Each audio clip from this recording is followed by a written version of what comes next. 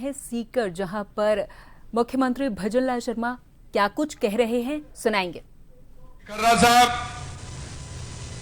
Cabinet में मेरे दूसरे राज्य मंत्री श्री विजय सिंह जी चौधरी साहब, किसान आयोग के अध्यक्ष नागौर के पूर्व सांसद पूर्व मंत्री भाई सीआर चौधरी जी, सैनिक कल्याण बोर्ड के अध्यक्ष जो पूरे राजस्थान के सैनिकों के मूर्ति अनावरण का काम करते हैं और सैनिकों के प्रति जो उनका श्रद्धा भाव है, ऐसे सैनिक कल्याण बोर्ड के अध्यक्ष श्री प्रेम सिंह जी बाजौर साहब, पूर्व कैबिनेट मंत्री मेरे मित्र श्री लालचंद कटारिया जी, एमएलए धौल, युवा विधायक हमारे श्री गोवर्धन वर्मा जी, युवा विधायक खंडेला सुभाष मील जी, पार्टी के जिला अध्यक्ष श्री मनोज बाटर जी, प्रदेश के उपाध्यक्ष मुकेश दादी जी, संरक्षक ईश्वर राम इंडाला मेमोरियल ट्रस्ट के श्रीमती पारा देवी जी, मैं उनको नमस्कार करता हूं। कार्यक्रम के संयोजक श्री नेमाराम इंडाला जी, भाजपा प्रत्याशी दाता रामगढ़ गजानंद कुमावत जी, प्रधान प्रतिनिधि दाता रामगढ़ श्री प्रभु सिंह जी शेखावत, हमारे किसान मोर्चा के पूर्व प्रदेश अध्यक्ष भाई हरिराम रड़वा जी, पूर्व बीजेपी प्रत्याशी दाता रामगढ़ श्री गोविंद सिंह जी लांबा साहब, मंच पर विराजमान सभी अतिथिगण और मेरे सामने बैठे मेरे सभी पूजा योग बुजुर्गों, मेरे दिलों की धड़कन, मेरे युवा साथियों और मेरी माता बहनों, सबसे पहले आप सभी को मैं नमन करता हूं, आप सभी का अभिनंदन करता हूं और आप सभी को मैं प्रणाम करता हूं। मैं धन्यवाद देना चाहता हूं हमारे भाई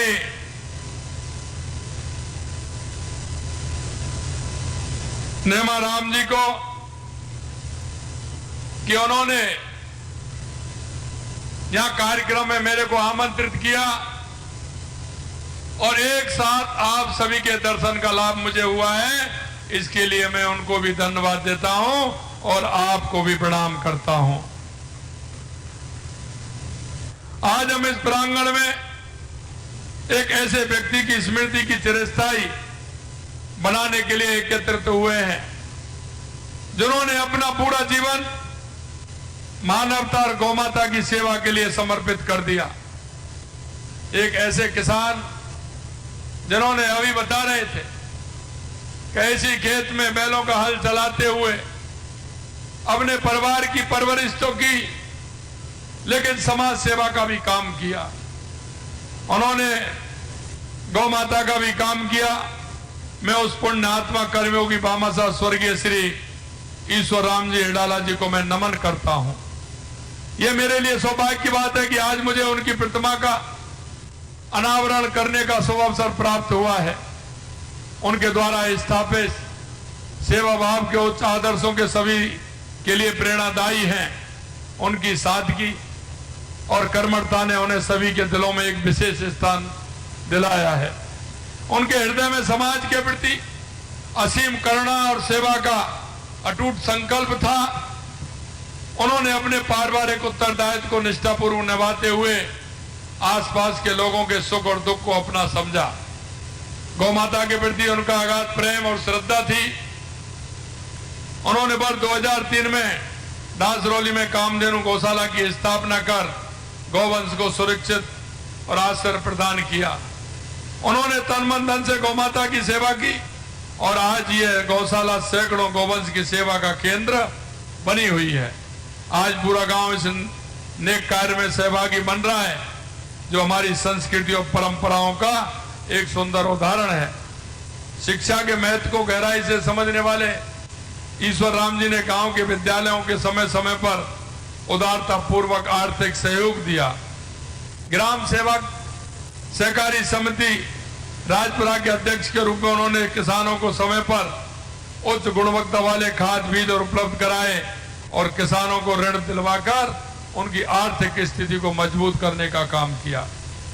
साथियों, आज यहां बड़ी संख्या में किसान भाई मौजूद हैं और आप लोगों के बीच आकर मुझे बड़ी प्रसन्नता मिली है, क्योंकि जब भी मैं किसान भाई को देखता हूं, मेरे मन में उनके प्रति जो भाव आता है, मैं उनको शब्दों में व्यक्त नहीं कर सकता, क्योंकि किसान का जीवन बहुत ही सामान्य और ऐसा रहता है कि उसकी उदारता, उसकी समझ, उसके विचार, उसकी सोच हमेशा देश और राष्ट्र के प्रति समर्पित भाव से होती है।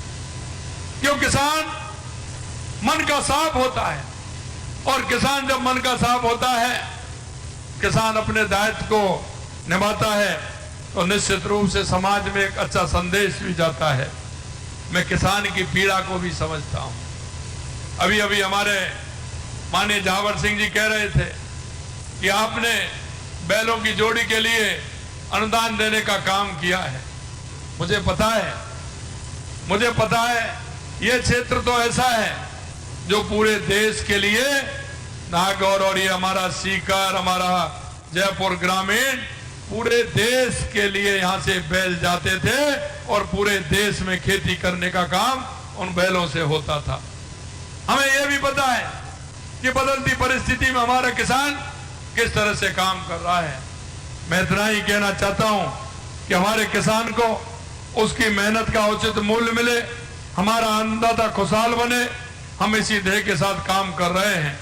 हमारी सरकार ने स्पष्ट लक्ष्य है कि किसान की फसल की न्यूनतम समर्थन मूल्य एमएसपी पर खरीद हो और उसका समय पर भुगतान हो।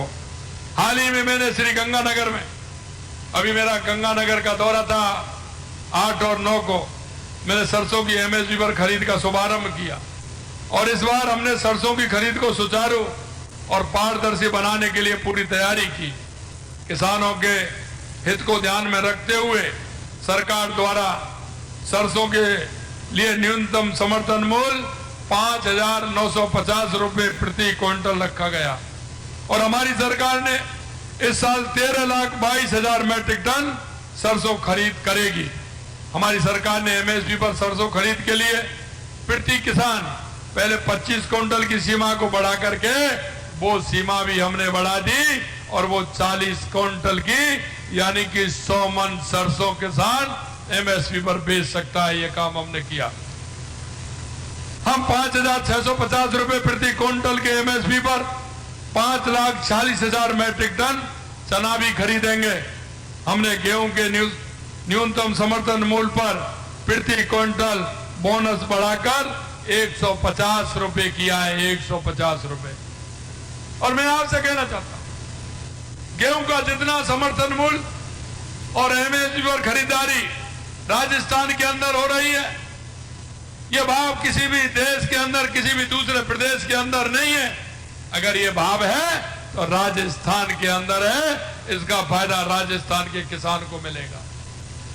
हम किसान सम्मान निधि, आपने देखा है, अगर मैं पहली सरकार की बात करूं तो आप कहेंगे, क्योंकि ऐसे हमारे लगभग 7 लाख किसान थे जिनके पिताजी एक्सपायर हो गए थे, उनका नामांतरण चढ़ना था और नामांतरण चढ़ के वो दिल्ली केंद्र सरकार को जाना था जिससे उनको लाभ मिले।